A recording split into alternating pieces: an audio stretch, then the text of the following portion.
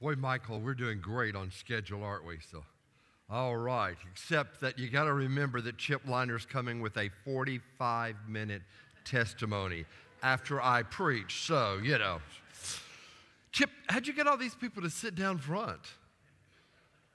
Is your testimony going to include something about them? Yes, okay. Folks, I am delighted that you're here today, and in just a few moments, you are going to hear the testimony of Chip Liner, who is a member here at Ridgedale, but also is on the staff at Silverdale Academy. And a few months ago, he had one of those unique experiences that only he can tell you about. How many of you are familiar with the phrase, blind as a bat? Okay. I was sitting there thinking just a minute ago, Brother Tony is probably thinking that refers to a baseball bat or a softball bat, because that bat cannot see. It has to go with the eyes of the batter. But actually, blind as a bat refers to those bats that fly in the air. And they see better than humans do. So I'm not sure where we came up with the phrase, but it may be because at night when you see bats flying in the air, it looks like that they're darting here and then there, and it's just they're going everywhere. And what seems to us like they don't know where they're going is they're tuned into the insects in the air. And as soon as they see an insect, they're off in that direction in hot pursuit. Now, when I was a kid, we used to play a game.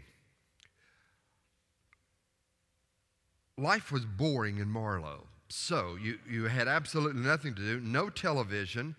So on summer nights, we would go stay out in the yard, and we would watch for the bats.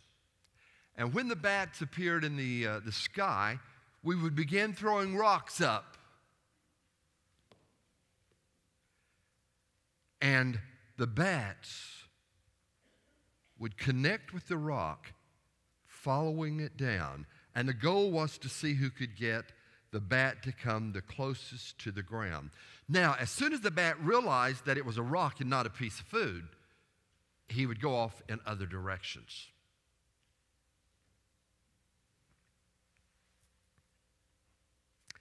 Have you ever known a person, a Christian, who pursued the truth the way a bat pursues food? You've seen them going here and there and darting theologically, maybe even denominationally, looking for something, for the answer. Now, to some extent, all of us have to pursue the truth that way. But there comes that time in your life when you have to be close enough to God that you know when to let go of the untruth and to follow nothing but the truth. Our scripture passage from the Gospel of John, the 12th chapter, begins, even after Jesus had done all these miraculous signs in their presence, they still would not believe. If you see a miracle, not hear about it, but if you see a miracle, why would you not believe in the one who performed the miracle? Now, this passage of Scripture, the events in this passage of Scripture, took place at this time of the year. The Jews had gathered for the observance of Passover, and word about the raising of Lazarus had spread all over the community. Everybody was telling, did you hear about the man who was raised from the dead? Have you heard about Lazarus? And so the debate was heating up. This man who raised Lazarus, isn't that one of the things the Messiah will do? So who knows? Maybe this Jesus is the Messiah. And others said, no. He's not at all like the Messiah that is coming to lead Israel. You see, they had been taught to expect a totally different Messiah. So even after all these miraculous signs, they still would not believe. Now, I know that most of you are believers in Jesus, but I want to ask you this morning, how strong is your faith? Can the power of those who are in authority keep you from sharing your testimony for Christ? Do you have friends that are more important to you than your allegiance to Jesus Christ? Are you so stubborn that if you discover that something is untrue, you're going to stick with it anyway, rather than to admit that you were wrong? If you function primarily in a secular world, which is where most of you live, I mean, your jobs are not coming to the church office every day, but you're out there in the world. Let's say that you're a girls' softball coach.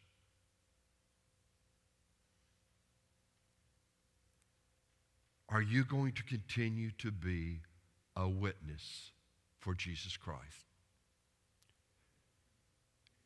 Welcome Chip Liner to our podium this morning. Chip.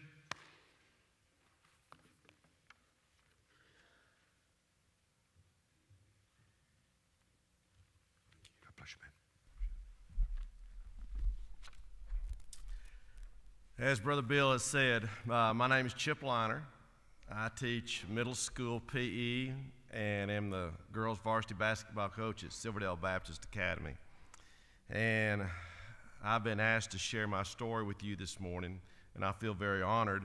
But not only am I sharing my story, I feel like I may be teaching Sunday school this morning, because I see my Sunday school class sitting over here along with some of my family members, and I really appreciate them being here and showing me their support.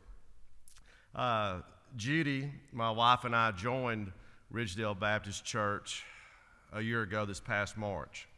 It happened to be Easter Sunday, and during the past 13 months, this church has meant so much to us, and we have really grown to love our Sunday school class and Brother Bill and everything that he has taught us and pastored with us for the last 13 months. Had I given my testimony 13 months ago, it would have been a little bit different, but it might have been very similar to some of yours who grew up in a Christian home just as I did. I'm 59 years old, and I cannot remember not ever going to church. I was in a Christian home, went to church every Sunday morning, every Sunday evening. Went to vacation Bible school every summer, was involved with the youth choirs, any youth activities that went on at the church. My sister and I were involved in it.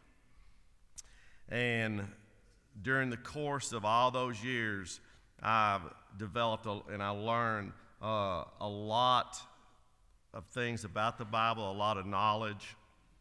I've memorized over 100 Bible verses, books of the Bible. I know them, Genesis, Exodus, Leviticus, all the way to 1st and 2nd, 3rd John, Jude, and Revelation. I can go all the way through. I don't need a bulletin to tell me what page Brother Bill's scripture is on. I can turn to it, and I've been very proud of that. I don't have to go to the index. But I'm full of all this knowledge, scriptural knowledge, but there was something that was missing in my life, and I wasn't exactly sure what it was. I just knew I wasn't totally filled. There was some type of void there. And every morning as I would drive to school, I would pray. And my prayer would consist of, Lord, thank you for the blessings of today. Thank you for the way that you have blessed me. Things that I was praying for, requests that I had. But I would always end my prayer, Lord, thank you for sparing my life to this point. I don't know why you have, but thank you for doing that. See, I was not 100% sure that if I died, I would go to heaven. I really thought that I should. Again, I knew everything that was in the Bible practically. You know, people who knew me considered me to be a Christian. But I knew that there was something missing, and I did not know what it was. But I found out on Friday, August the 8th, began to find out what it was.